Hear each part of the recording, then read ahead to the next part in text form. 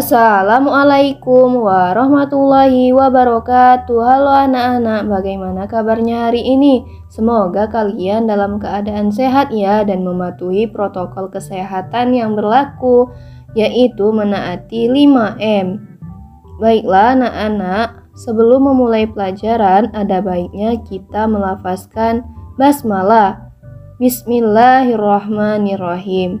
Selanjutnya kita awali dengan membaca doa terlebih dahulu. Berdoa dimulai. Bismillahirrahmanirrahim. Rabbi shrahli sadri wahyasirli amri wahlul uqdata min lisani yafqahu qawli. Rabbi zidni ilma warzuqni fahma. Amin. Amin amin ya robbal alamin. Baiklah, semoga dengan kita membaca doa kita dapat memperoleh ilmu yang bermanfaat. Amin ya robbal alamin. Baiklah anak-anak ibu sekalian, di sini kita akan menggunakan buku tematik terpadu kurikulum 2013 untuk kelas 3 SD atau MI, tema kedua yang berjudul Menyayangi Tumbuhan dan Hewan. Subtema yang pertama yaitu tentang manfaat tumbuhan bagi kehidupan manusia pada muatan pembelajaran bahasa Indonesia, yaitu mengenai pembahasan dongeng. Baiklah anak-anak ibu sekalian, siapa yang tahu pengertian dari dongeng? Coba angkat tangannya. Ya, silakan Lani. Wah, betul sekali. Jadi, pengertian dari dongeng merupakan cerita hayalan yang bercerita tentang kehidupan pada zaman dahulu. Dongeng biasanya berisi pesan atau amanat. Tokoh yang ada dalam dongeng biasanya terdapat manusia, hewan, maupun tumbuhan. Dongeng juga memiliki alur atau jalan cerita yang sederhana. Perlu anak-anak ketahui, alur adalah rangkaian peristiwa dalam cerita. Baiklah anak-anak ibu sekalian, di sini ibu mau bertanya kepada kalian, coba sebutkan salah satu contoh dongeng. Coba silakan Joni. Wah, betul sekali. Jadi, contoh dari dongeng yang pertama lutung kasarung, yang kedua bawang putih dan bawang merah, yang selanjutnya adalah timun mas. Pada gambar berikut merupakan contoh dari dongeng timun mas. Ayo simaklah cuplikan dongeng berikut ini. Hai pepaya, lihatlah tuh buku yang tinggi ini. Tahukah kamu, akulah pohon yang paling disukai manusia.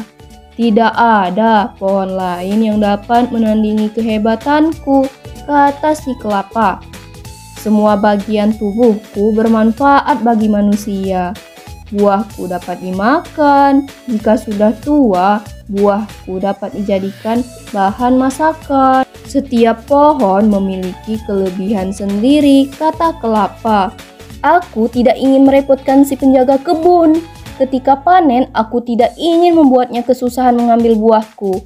Oleh karena itu, pohonku tidak terlalu tinggi sehingga ia bisa meraihnya dengan tangan saja. Itu kata si pepaya.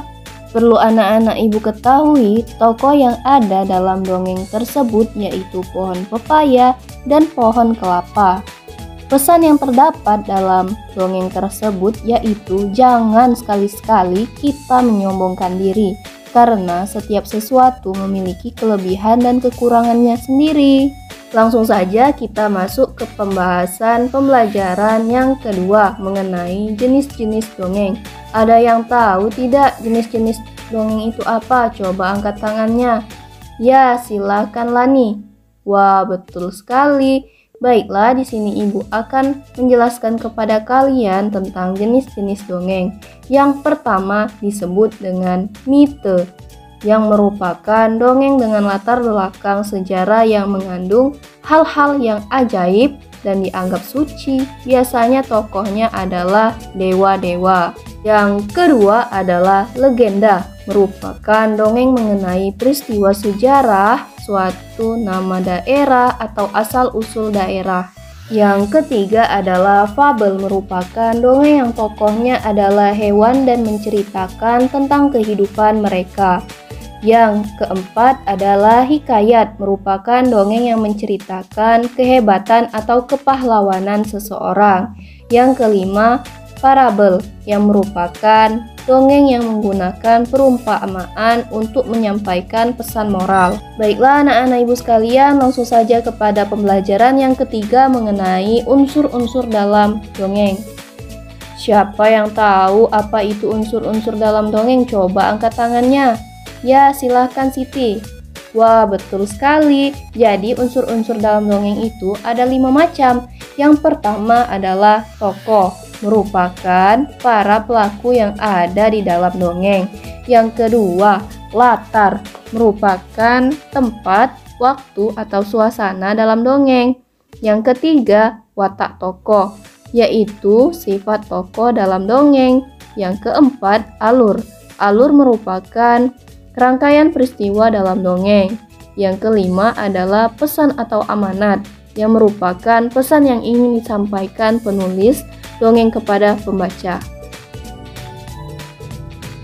Pembelajaran yang keempat, mengenali karakter tokoh dalam dongeng. Setiap tokoh dalam dongeng memiliki karakter atau watak yang berbeda-beda. Ada karakter yang mendukung tokoh utama, ada karakter yang menantang tokoh utama, dan ada juga karakter yang netral atau disebut tidak mendukung atau menentang tokoh utama. Tokoh dalam dongeng biasanya disampaikan secara langsung oleh pembuat dongeng, yaitu dengan memberi nama atau sebutan. Karakter tokoh dalam dongeng ditemukan dengan yang pertama disampaikan secara langsung oleh pembuat dongeng, yang kedua melalui percakapan antar tokoh, yang ketiga disampaikan oleh tokoh lain, yang keempat pendapat tokoh lain. Pembelajaran kelima, menemukan pesan dari teks dongeng. Perlu anak-anak ketahui, dongeng biasanya berisi pesan yang ingin disampaikan oleh pengarang kepada pembaca. Untuk menemukan pesan tersebut, kita dapat membaca atau menyimak dongeng dengan cermat. Pembelajaran yang keenam, menceritakan isi dongeng berdasarkan gambar seri. Ayo anak-anak, kita perhatikan penjelasan dari Ibu Guru ya. Dongeng juga dapat disajikan dalam bentuk gambar seri. Perlu anak-anak ketahui, gambar seri adalah rangkaian gambar yang mewakili isi cerita atau dongeng. Ayo anak-anak, siapa yang tahu langkah-langkah menemukan pesan dalam rangkaian gambar seri? Coba angkat tangannya. Wah, betul sekali Lani. Jadi langkah-langkah yang harus kita lakukan, yang pertama dengan cara mengamati gambar dengan cermat, yang kedua memperhatikan susunan atau urutan gambar, yang ketiga memahami setiap peristiwa pada gambar, yang keempat menemukan pesan dalam rangkaian gambar yang membentuk cerita.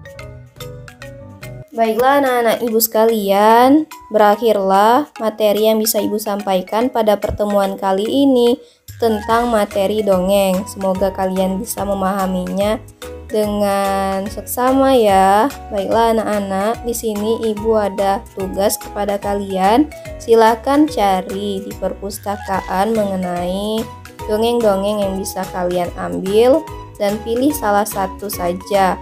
Dan kalian buat sinopsis dari dongeng tersebut di buku latihan kalian, dan pada akhir pertemuan silakan dikumpulkan kepada ibu.